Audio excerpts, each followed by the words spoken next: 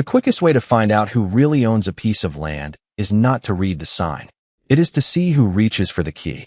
I found that out on a Saturday morning when more than 80 of my new neighbors gathered outside my ranch expecting me to open a gate they believed no longer belonged to me.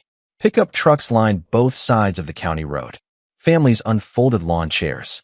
Children chased each other through the gravel.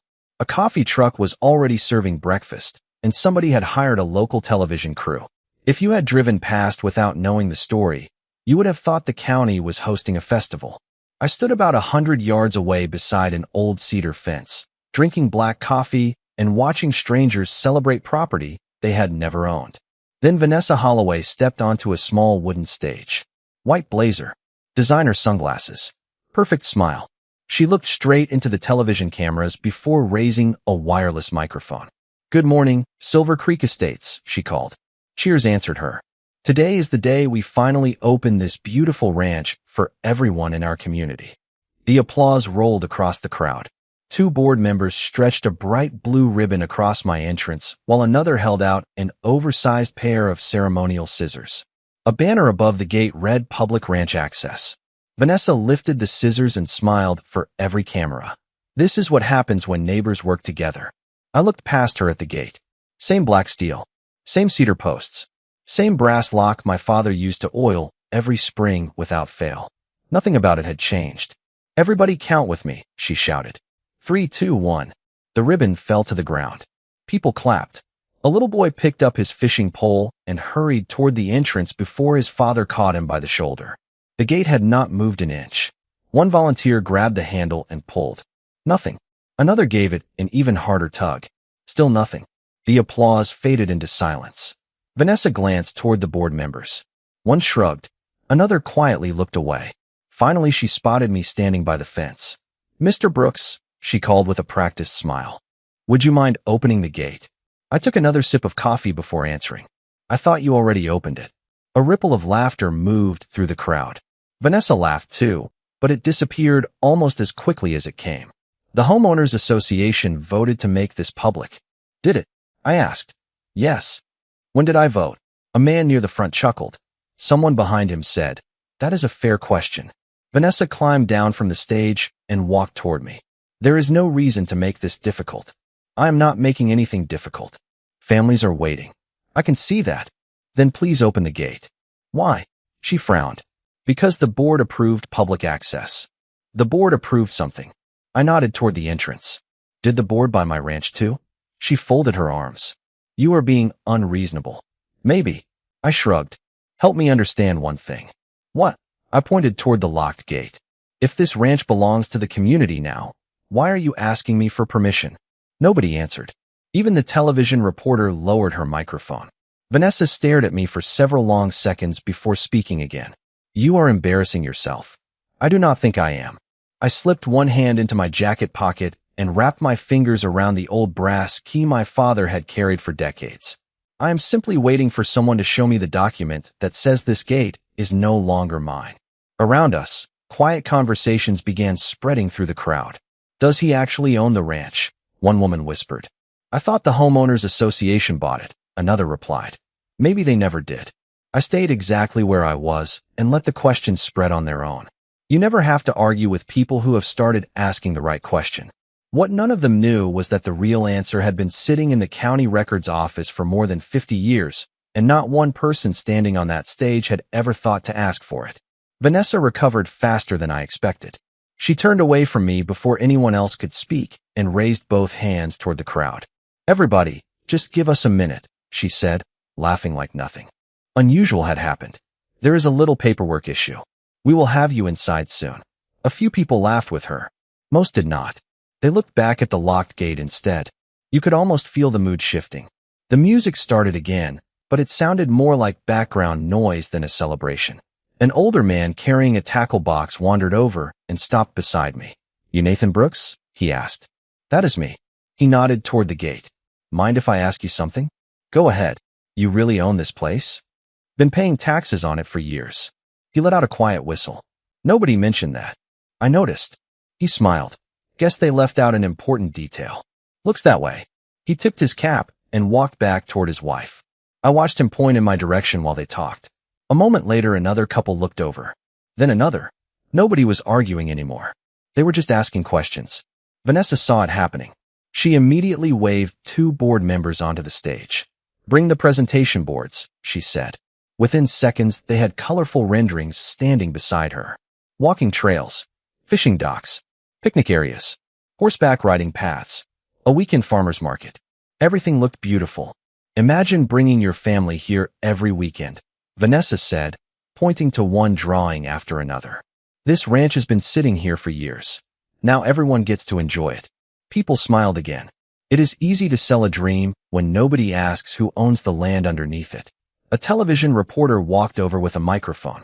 "Mr. Brooks, would you like to respond?" "Sure. The Homeowners Association says this project benefits the whole community." "Did they show you the deed?" She blinked. "No." "The survey?" "No." "Then they skipped the interesting part." She waited. I just shrugged and took another sip of coffee. After a few awkward seconds, she thanked me and walked away. Around lunchtime, a flatbed truck rolled onto the shoulder carrying brand new wooden benches still wrapped in plastic. The driver climbed out with a clipboard tucked under his arm. "Morning," he called.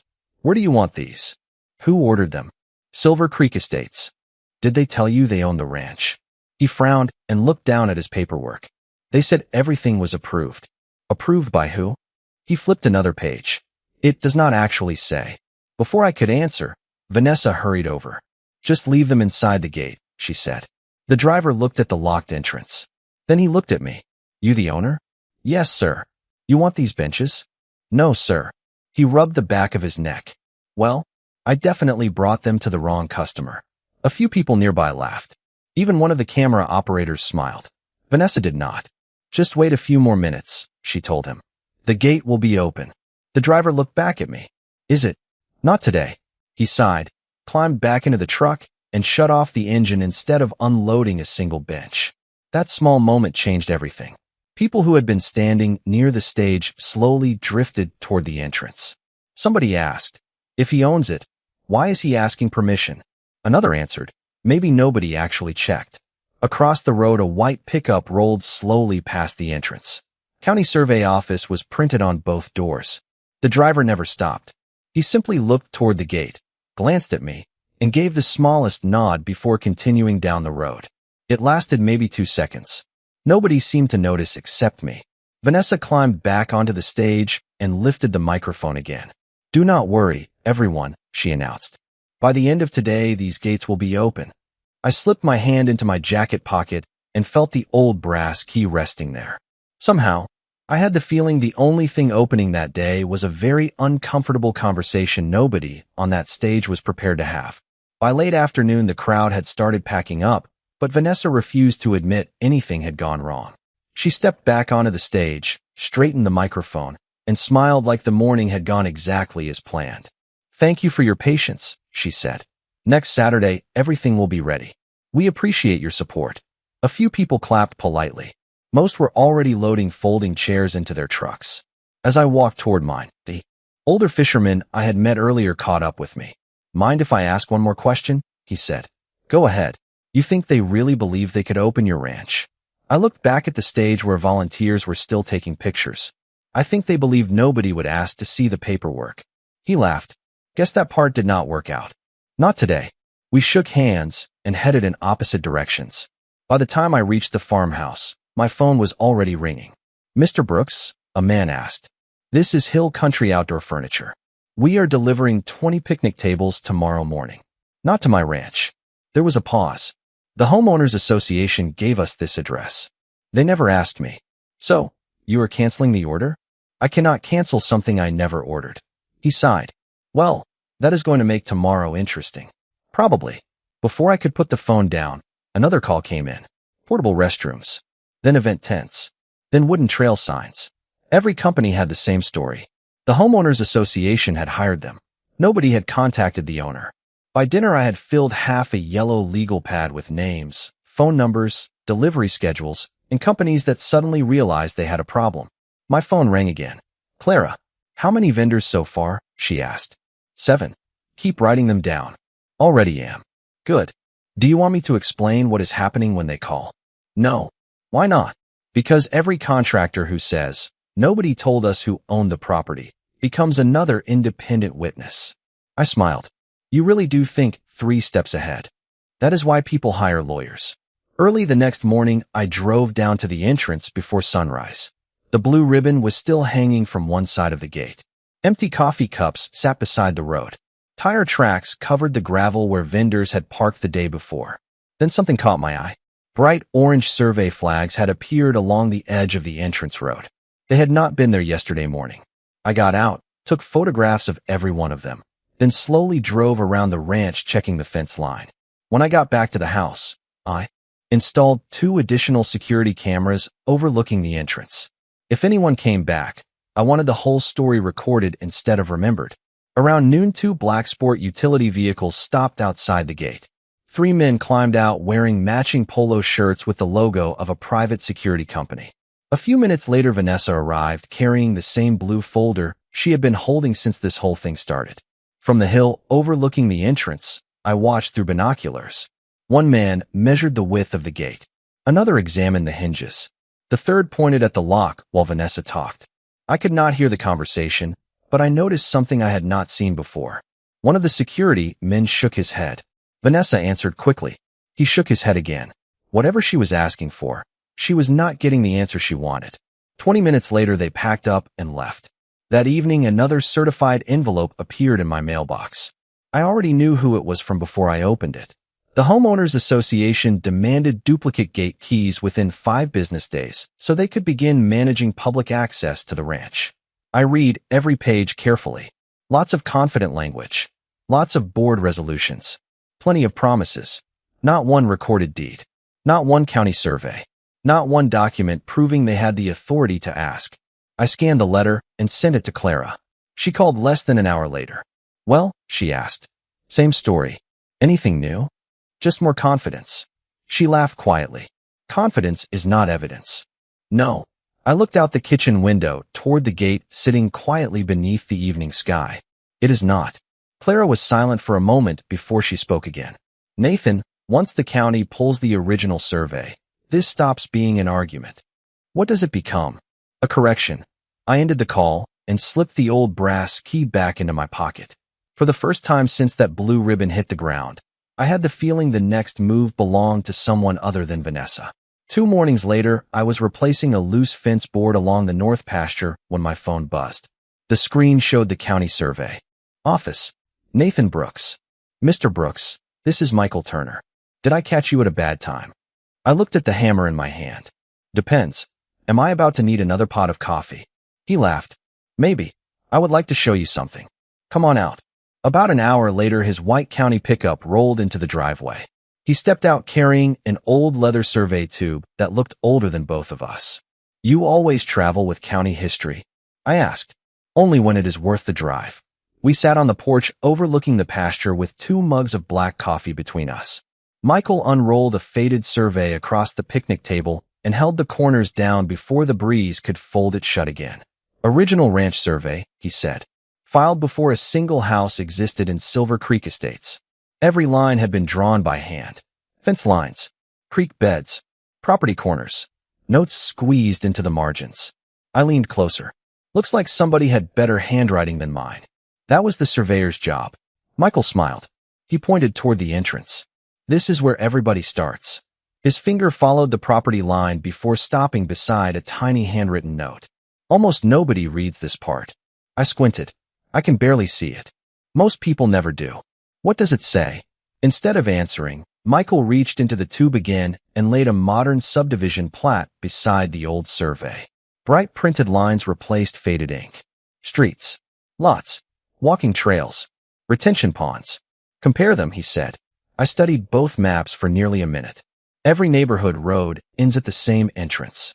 Good. The trails, too. Keep going. I looked again. Then I stopped. The entrance never moved. Michael nodded. Exactly. Everything around it changed. But not the gate. He tapped the original survey with one finger. That is the detail most people miss. I sat back in my chair. Did the Homeowners Association ever ask for this survey? No. Just the subdivision records? That is all. I laughed and shook my head. So they started reading halfway through the story. Pretty much. Michael rolled the surveys back together, then handed me a certified copy. Sealed by the county. Keep this somewhere safe. I turned it over in my hands. Think I am going to need it? I would not be here if I did not. Before climbing into his truck, he paused beside the open door. One favor. Sure. Do not tell anyone we had this conversation. Why? Because people who think they already know the answer usually stop asking questions. After he drove away, I carried the certified survey inside and placed it beside my deed on the kitchen table. My phone buzzed again before I even sat down. Vanessa had posted another video. She was standing in front of the locked gate, smiling into her phone while volunteers measured spaces for food trucks behind her. Only 1 week until the grand opening, she said. Everything is coming together perfectly. A reporter standing beside her asked, Any update with the property owner? Vanessa smiled without hesitating. We worked everything out. I actually laughed out loud. That is news to me, I said to the empty kitchen. I watched the rest of the video without touching my coffee. Every promise she made sounded bigger than the last. Horseback rides, community fishing, weekend concerts, family events all summer long. She talked about the ranch like she had been living there for years. When the video ended, I looked back at the certified survey lying on the table. One had been created for social media. The other had been recorded at the county more than 50 years earlier. By next weekend, everyone in Silver Creek Estates was going to find out which one carried more weight. That evening, I carried the certified survey into the house and laid it on the dining room table beside my deed. For a while, I just stood there looking at both documents. One had been signed when I bought the ranch. The other had been recorded decades before I was born. Different years, different names, same piece of land. I walked over to the old cedar chest against the living room wall and lifted the lid. My father built it himself, and every important paper connected to the ranch had somehow found its way inside over the years. The smell of cedar hit me the same way it always had. It reminded me of weekends spent helping him fix fences instead of sleeping in. I dug through a stack of folders until I found a faded envelope with 2 words written across the front in thick black marker. Keep this. I smiled. You never trusted me to throw away the right thing, did you? I said to the empty room. Inside were old photographs, handwritten notes, and a letter from Richard Callahan, the rancher who owned the property before my family. The first photograph showed Richard and my father standing beside the gate after installing the steel entrance that was still there today. My father looked 20 years younger. Richard had one boot resting on the bottom rail, both of them covered in dust and smiling like they had finished something that mattered. I turned the photograph over. Richard had written one sentence on the back. Never separate the gate from the ranch. That brought back a memory I had not thought about in years. I was 16, complaining because my father had me sanding rust off the gate instead of letting me go fishing with my friends. Dad, I said, it is just a gate. He never stopped painting. Is it? Sure looks like one. He dipped the brush into the paint can again. If somebody wants the house, where do they start? The gate. If they want the cattle? The gate. If they want the pasture? I rolled my eyes. The gate. He finally looked at me and smiled. Then maybe it is more important than you think. At the time, I just shook my head and went back to sanding. Standing there in my living room all those years later, I realized he had never really been talking about steel or hinges. He was talking about control. My phone buzzed on the kitchen counter. Clara, you sound busy, she said, going through old family papers. Find anything interesting? Mostly reminders that my father was usually right. She laughed. Mine too. I picked up Richard's letter and unfolded it. Listen to this. I read the last paragraph out loud. Most of it talked about drought, cattle prices, and taking care of the land, but the final sentence made Clara stop me before I turned the page. Read that again. I did. People will always ask for your land before they ask for your permission. Never confuse those two things. There was a short silence. That sounds familiar, Clara finally said.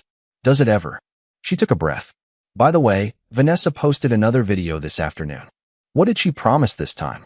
Horseback riding, fishing weekends, summer concerts. She told everyone the ownership issue had already been settled. I actually laughed. That is impressive. Why? Because nobody told me. Clara laughed with me. Save the video, she said. Already did. After we hung up, I carried the photograph and Richard's letter out to the porch. The ranch was quiet. The evening breeze moved through the oak trees the same way it had when my father sat on that porch after a long day of work. I looked toward the gate in the distance. Vanessa thought the fight was about a locked entrance. My father would have smiled at that. The gate had never been the real issue. It was simply the place where the truth had a habit of stopping people long enough to ask one important question. Who actually owns the land beyond it? The following Saturday arrived before sunrise. By 7 o'clock, the county road looked more like the entrance to a county fair than a working ranch. Food trucks were already firing up their grills. Volunteers in matching blue shirts carried folding tables across the gravel. Someone tested the speakers on the stage, and country music drifted across the pasture. I stood on my porch with a mug of coffee, watching through binoculars. Looks expensive, I muttered to myself. My phone buzzed. Clara, you watching? She asked. Hard to miss. Turn on the neighborhood live stream. I opened it on my phone. Vanessa filled the screen with that same confident smile. Good morning, everyone, she said. Next weekend, this ranch officially becomes part of our community. Today we are putting the finishing touches on everything. She walked across the entrance, pointing at empty patches of gravel. Food trucks over here. Children's activities over there. Live music right behind me. Somebody in the live stream comments asked, did the owner finally agree? Vanessa smiled without missing a beat. Everything has been worked out. I looked around my empty kitchen. That is interesting, I said. I must have missed that meeting. Clara laughed. Save the live stream. Already did. I grabbed my truck keys and headed toward the entrance. By the time I arrived, another delivery truck had pulled onto the shoulder carrying wooden trail markers. The driver climbed down holding a clipboard. Morning, he said. Where do you want these unloaded? Who ordered them? Silver Creek Estates. Did they tell you they own the ranch? He frowned and looked at his paperwork again. They said everything had already been approved. Approved by who? He turned another page. Actually, it does not say. Before either of us could continue, Vanessa walked over with 2 board members behind her. Just unload everything inside the gate, she told him. The driver looked at the locked entrance. Then he looked at me. You the owner? Yes, sir. You want these signs? No, sir. He scratched his head. Well, I really wish somebody had mentioned that before I drove out here. One of the board members quietly looked away. Vanessa forced a smile. The gate will be open shortly. The driver looked back at me. Is that true? I smiled. I would not start unloading yet. He stared at me for a second, then climbed back into his truck without touching a single crate. 5 minutes later, another truck arrived, carrying folding picnic tables. Same conversation. Same result. Then another truck showed up with portable fencing for children's games. That driver climbed down, looked at the locked gate, then asked, who signs for this delivery? Vanessa answered first. I do. The driver pointed toward me. Then why does everyone keep calling him the owner? Nobody answered immediately. Finally, Vanessa said, we are taking care of a legal detail. The driver nodded slowly. Sounds like I should wait. He parked behind the first truck and shut off the engine. Within half an hour, 3 delivery trucks were sitting outside the entrance with their cargo still loaded. Vendors began whispering to one another. Even a few residents started asking questions. Why is nobody unloading? One woman asked. No idea, her husband answered. Maybe they are. Waiting for paperwork. I almost smiled at that. Vanessa finally walked over to me. This has gone far enough. Has it? You are interfering with contractors. No. I shook my head. I am standing beside my own gate. The board approved this project. Then showing me the deed should be easy. She opened the blue folder she always carried. She flipped through page after page. Meeting minutes. Budgets. Vendor agreements. Event schedules. Finally, she stopped turning pages. Our attorney reviewed everything, she said. Good. What is that supposed to mean? Lawyers usually like documents. She snapped the folder shut. You are going to regret this. Maybe. I shrugged. Or maybe somebody should have read the county records before renting a stage. She turned and walked away without another word. One board member hesitated before quietly asking me, you really have the original deed? Better than that. What? I looked toward the locked gate. The county has the original deed. He stared at me for a moment, then hurried after Vanessa. A few minutes later, my phone buzzed again. Clara, how is everyone holding up? The delivery drivers have more questions than the residents. She laughed. That is usually how these things start. Before I could answer, 3 familiar county vehicles appeared at the far end of the road. One belonged to the county survey office. The other two belonged to the sheriff's department. They were still several hundred yards away, but every person standing near the entrance noticed them at the same time. The music stopped. Conversations faded. Even Vanessa lowered her microphone and turned to watch them approach. For the first time since this whole mess began, it looked like she realized someone else was about to take control of the conversation. Monday morning started with another certified envelope. The courier handed it to me, waited while I signed, then climbed back into his van. Before he pulled away, he rolled down the window. "You the ranch owner?" he asked. "Last time I checked." He grinned. "Hope your week gets less interesting." "I doubt it." He laughed and drove off. I carried the envelope onto the porch just as Clara pulled into the driveway with 2 cups of coffee balanced in a cardboard tray. She spotted the envelope immediately. "Another demand letter? Looks like it. Open it." I did. 3 pages. Lots of bold print. Lots of confident language. According to the Homeowners Association, I had 48 hours to hand over duplicate gate keys or face legal action. They also claimed they had already secured the authority to manage public access to the ranch. I finished reading and handed it to Clara. She scanned the pages in less than a minute. "Well," she said, "they finally put everything in writing. Good for them. Very good for us." I looked at her. "Why?" She tapped the last page. "Notice what is missing." I flipped through it again. "No deed. Keep going. No survey. Anything from the county." I shook my head. "Nothing." Clara smiled. "Exactly." I tossed the letter onto the table. "Should I answer it?" "No. Not even to tell them they are wrong. Why help them fix their mistakes?" I laughed. "Fair point." She slipped the letter into the leather binder with everything else we had been collecting. Every document they send without evidence becomes another exhibit. The next few days followed the same pattern. Every morning Vanessa posted another video. Every afternoon another interview appeared online. "The grand opening is moving forward exactly as planned," she told one television reporter. "Our legal team has resolved every issue." I watched the interview while eating lunch. "Really?" I said to myself. "That is news to me." I saved the video before closing the app. Wednesday afternoon, the older fisherman called. I had given him my number after we met outside the gate. "Nathan, good to hear from you. Hope I am not bothering you." "Not at all." He hesitated for a second. "A lot of folks in the neighborhood are starting to ask questions." "About what?" "About why nobody has actually seen any paperwork." I smiled. "That seems reasonable." He laughed. "I figured you would say that." "You coming Saturday?" "Would not miss it." "Bring your fishing pole again." "Why?" "Maybe this time you will get closer to the water." He laughed so hard he had to stop talking. For a second. "See you Saturday." Thursday morning Clara called. "Meet me at the county records office." Michael Turner was already waiting when we arrived. The long archive table was covered with survey maps, title records, certified deeds, easement filings, and every ownership transfer connected to the ranch. Michael checked each document against the county index one final time before placing it neatly into Clara's binder. Original deed. Stamp. Original survey. Stamp. Chain of title. Stamp. He closed the last folder and looked up. Complete. "Nothing missing?" I asked. "Nothing.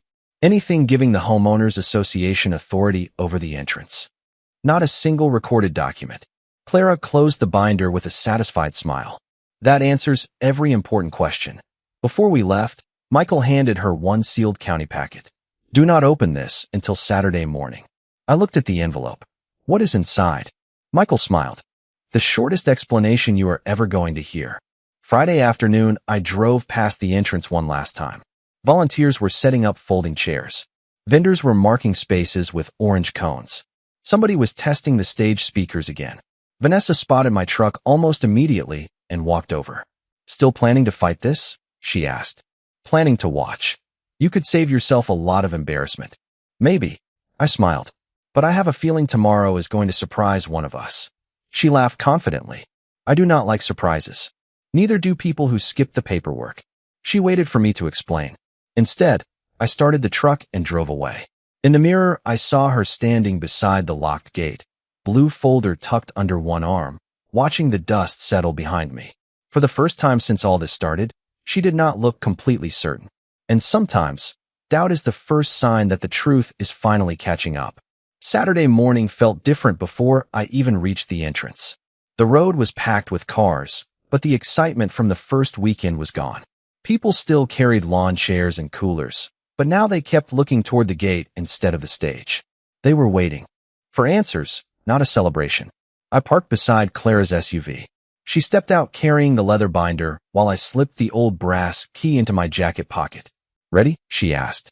"As I will ever be." "Good." She smiled. Today we let the records do the talking. We started walking toward the entrance. Conversations faded as people noticed us. A television reporter hurried over. "Mr. Brooks," she called. "Do you expect the gate to open today?" "Maybe." She looked surprised. "Really? If the paperwork says it should." She waited for more. I just kept walking. Vanessa spotted us before we reached the stage. She climbed down with the same practiced smile she had worn since the beginning. "Good morning, Nathan." "Morning. I am glad you came. Would not miss it." She glanced at the binder under Clara's arm. "Still carrying all those papers around?" Clara answered before I could. "Only the important ones." Vanessa laughed. "At some point you have to stop hiding behind documents." Clara smiled back. "Property rights usually start with documents." Before Vanessa could reply, 3 county vehicles turned onto the road and rolled quietly toward the entrance. Nobody needed to announce who they were. The county survey office pickup led the way. Sheriff Daniel Harper followed behind it, with Deputy Lucas Reed close behind. No flashing lights. No sirens. Just 3 vehicles moving slowly enough for everyone to notice. The music stopped in the middle of a song. Volunteers stopped hanging banners. Even the food truck owners leaned out their service windows to watch. Michael Turner stepped out carrying the old leather survey tube. "Morning, Nathan," he said as he walked past. "Morning, Michael." Deputy Reed unfolded a simple county table beside the gate. Michael carefully unrolled the original survey while Clara opened the binder and placed certified copies of the deed, title history, and county filings beside it. The county seals caught the morning sun. Cameras immediately surrounded the table. One reporter whispered, "Those are certified originals." Another cameraman stepped closer until his producer quietly pulled him back by the shoulder. Vanessa walked over still, smiling, although not quite as confidently as before. "Sheriff," she said, "perfect timing. We are just about ready to begin." Sheriff Harper nodded politely. "Before anyone begins, the county needs to address a question concerning this entrance." Vanessa answered without hesitation. "There is no question. The Homeowners Association approved public access weeks ago." Michael rested one hand on the original survey. "The board may have approved something." He looked directly at her. "Our job is to determine whether the board had the authority to approve it." Nobody moved. Parents lowered their phones. Vendors stopped unloading supplies. The country band quietly stepped away from their microphones. Every eye was fixed on the documents spread across the folding table. Vanessa folded her arms. "Our attorney already reviewed everything." Michael nodded. "Then today's discussion should be very short." A few people in the crowd exchanged nervous smiles. Even one of the board members shifted uncomfortably. The older fisherman caught my eye from the back of the crowd. He raised his coffee cup toward me without saying a word. I smiled back. Sheriff Harper opened the county folder and looked across the gathering. "Before this gate is opened," he said calmly, "everyone here deserves to know one thing." He paused just long enough for the entire crowd to become completely silent. "Who, according to the official county record, has the legal authority to decide what happens beyond this gate?" The road went completely quiet. Even the breeze seemed louder than the crowd. Sheriff Daniel Harper opened the county folder and looked slowly from one side of the gathering to the other. "Thank you all for your patience," he said. "The county has completed its review of every recorded document connected to this property, including the original ranch survey, every deed, every title transfer, every recorded easement, and every subdivision filing." Vanessa stepped forward with a confident smile that looked just a little strained. "Sheriff, with respect, our board has already approved public access." Harper nodded politely. "I understand." Then he looked toward Michael Turner. "Mr. Turner?" Michael rested one hand on the original survey spread across the folding table. "The county's findings are straightforward." He looked first at the reporters, then at the residents standing behind them. "Ownership of this ranch has never changed except through the recorded chain of title. The entrance gate remains part of the ranch. No recorded document has ever transferred ownership, management, or operational control of this entrance to the homeowners association? A reporter immediately raised her hand. Not through an easement? No. Not through the subdivision approval? No. Not through any county action? No. Every answer came calmly, without hesitation. Michael slid the original survey slightly forward. This survey was recorded before the subdivision existed. Next came the deed. This matches the current ownership. Then the title history. No break in the chain of title. Clara quietly placed each certified document beside the last one. No speeches. No dramatic gestures. Just paper after paper carrying the county seal. Vanessa opened her blue folder one final time. She flipped through meeting minutes, budgets, newsletters, vendor contracts, architectural plans, and board resolutions. She stopped, turned another page, then another. Finally, she looked up. Our attorney said. Her voice faded before she finished the sentence. Sheriff Harper waited a moment. Ms. Holloway, if the Homeowners Association has a recorded county document showing ownership or legal control of this entrance, now is the appropriate time to present it. The silence lasted several seconds. One of the board members leaned toward Vanessa. Do we have anything? He whispered. She stared into the folder before quietly answering. No. Nobody gasped. Nobody shouted. Instead, something even more powerful happened. People simply started looking at each other. One woman folded the neighborhood map she had been carrying all morning and slipped it into her purse. A father picked up the fishing pole his son had brought on the first weekend. The food truck owner nearest the stage quietly lowered his serving window and began disconnecting the power cable. Volunteers rolled up the welcome banner without being asked. The older fisherman I had met on the very first day walked over beside me, coffee cup still in one hand. Looks like I brought my tackle box to the wrong place, he said. I smiled. Happens to the best of us. He chuckled. Next time I think I will ask one question before I believe the flyers. Which question? He tipped his cap toward the gate. Who owns the key? Sheriff Harper closed the county folder. Based on the official county record, today's advertised public opening cannot take place. Future access to this property remains solely under the authority of the recorded owner. Then he stepped aside. Mr. Brooks. I reached into my jacket pocket and wrapped my fingers around the old brass key. It felt exactly the way it always had. I unlocked the chain, pulled the gate open just wide enough to step through, then turned around and faced the crowd from inside the ranch. For a second, nobody spoke. I stepped back out, closed the gate again, and locked it with the same quiet click that had echoed across the property for years. Then I untied the faded blue ribbon that had been hanging from the steel bars since the first ceremony. I folded it once and set it gently on the folding table beside Vanessa's blue folder. You can keep that, I said. It belongs with the rest of the paperwork that never changed anything. No one laughed. They did not need to. I reached into the bed of my truck and pulled out a simple cedar sign my father had carved years earlier. I fastened it to the gate with 2 brass screws. Private ranch. Access by owner's permission. Nothing flashy. No logo. No slogan. Just the truth. A television reporter lowered her microphone. Mr. Brooks, she said, after everything that happened, is there anything you want people to remember? I looked once at the sign, then at the crowd beginning to head back toward their vehicles. Sure. She waited. Never let confidence replace paperwork. She nodded without asking another question. Within an hour, the stage had been taken apart. The speakers were loaded into trailers. The food trucks pulled away one by one. Families drove home. The county vehicles left as quietly as they had arrived. Before long, the entrance looked exactly the way it had the day I bought the ranch. Just an old steel gate standing beneath 2 cedar posts at the end of a quiet county road. Clara walked over and slipped her hands into her jacket pockets. How does it feel? She asked. I looked across the pasture where the afternoon sun settled over fields my father once worked, then slipped the brass key back into my pocket. The ranch never changed, I said. The only thing that changed was that everyone finally stopped listening to promises and started believing the records.